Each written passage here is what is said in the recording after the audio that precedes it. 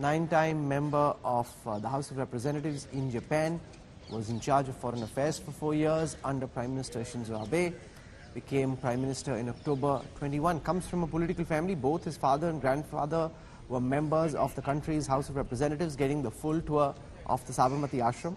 He comes from Hiroshima, so opposes nuclear weapons as viscerally as possible. That's a key part of things that he stands for. If there's one other country, I mean, if there's one country with whom the Prime Minister has a very special relationship, it's Japan. Sure. That's the country when as Gujarat Chief Minister he traveled to most often. When he became Prime Minister in 2014, he almost decided that's the first destination he wants to go outside the neighborhood. And particularly strong relationship with Shinzo Abe, and the tragic assassination of Shinzo Abe, in a sense, pushed Japan into some kind of political turmoil for a while. It's a country which has had remarkably 64 prime ministers since the World War. I mean, I don't think any other country would have probably had 64 prime ministers in the space of 70-odd years as Japan has had. So that's Charles Michel, President of the European Council. He's been in charge of the European Council since 2019.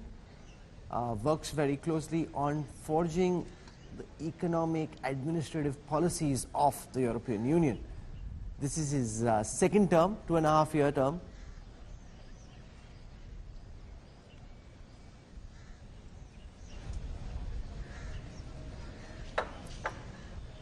They've been pushing for more to be said and done in favor of Ukraine. So there's some concern in Europe. There were some reactions also from Ukraine. Geeta Mohan can tell us about that. They're saying, had we been there, more could have been done. So Ukraine not very happy with the fact that the Russia-Ukraine war language has been tempered a bit. Geeta? Well, absolutely, Rahul. Look, I consider this a major victory for India, but also for the RIC, which is the Russia-India-China bloc. The statement that has been watered down is watered down and a compromise by G7 and the European Union, the European countries within the G20. Ukraine mighty upset. The spokesperson coming out and saying that that nobody should be proud of the outcome because, of course, the mention of war is not there. There is no condemnation of Russia. The term war against Russia has been changed to the situation in Ukraine. So on and so forth. So yes, it is a huge win for India to get a joint communique, but the paragraphs on Ukraine certainly are a win for Russia and China. They were the ones opposing the kind of language that G7 and EU wanted. The questions that we should be asking are to the Europeans when the presses will take place today. There are umpteen number of press conferences today. So the question should be to the Europeans, did they let the Ukrainians down?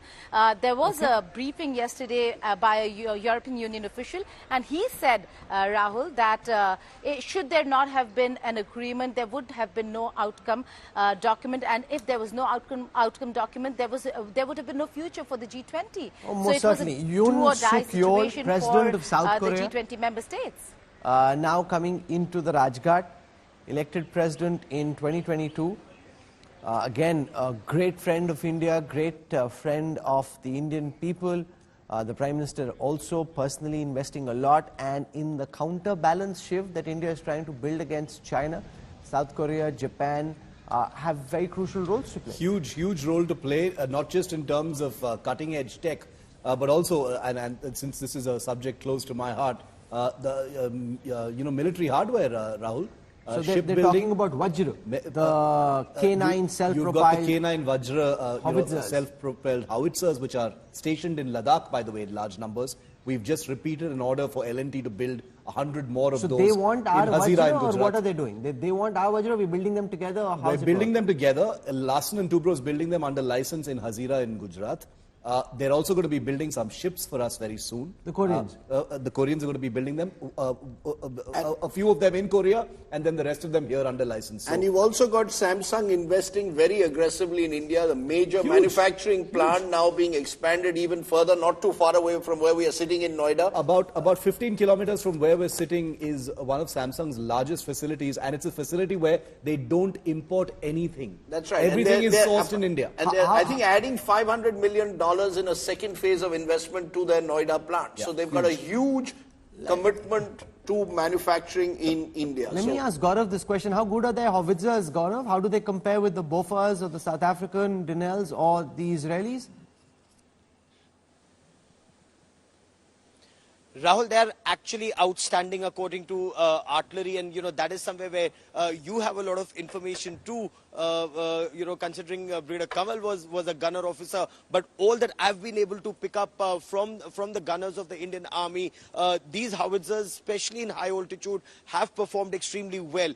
Most of the Bofors that we had, the 155mm howitzers, were towed artillery. Now the K9 Vajra, especially the tracked K9 Vajra, are actually one of the best things that the Army has been able to deploy in extreme high altitude, and that's the reason that there's a repeat order of 100 more, and should more be required, not just for the northern area, but northern sector, but even for the western sector. More of these self-propelled howitzers, both tracked and towed and wheeled, will be manufactured, Rahul. Using South Korean technology to take on the Chinese, deploying them in Ladakh. There are lots of geopolitical implications of that, and interestingly, a lot of countries, Shiv, in the ASEAN region also wanting Indian defense technology. That's right. You've got the German Chancellor who's just Olaf Scholz.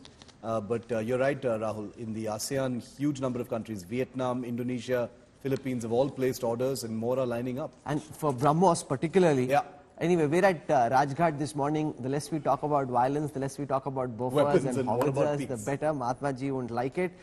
German Chancellor since December 21. This is Olaf Scholz. He's come to India a few times, again, worked very closely on that relationship with India. He said in December 2022 that he doesn't see India as a substitute partner, rather sees India as a key strategic partner. This image of him, I mean, he had a jogging injury. Yeah. But for years, when we were growing up and we saw international gatherings and a leader with this patch, you were reminded of Moshe Dayan. He was the Israeli sort of leader, was sort of defined almost in that world community by the fact that he would come with this sort of patch on, with this eye patch. This isn't a permanent one. This is just a temporary jogging injury that he suffered. But I think one of the countries that will have much to answer for is Germany, because of the nature of the declaration's wording. Greta is spot on. I think all the European countries are the ones who are going to have much to answer for. I think the Russians and Chinese in that sense got their way. From what we gather, they stuck to their guns on that we're not going to allow any direct references to Russia, as was in Bali. The rest of the world had to climb down, and primarily Europe and America. And Europe in particular, because they've been the most aggressive and assertive, especially countries like Germany, on Russia's aggression in Ukraine. Giorgia Meloni, the Italian Prime Minister, coming out early this morning at the Rajghat.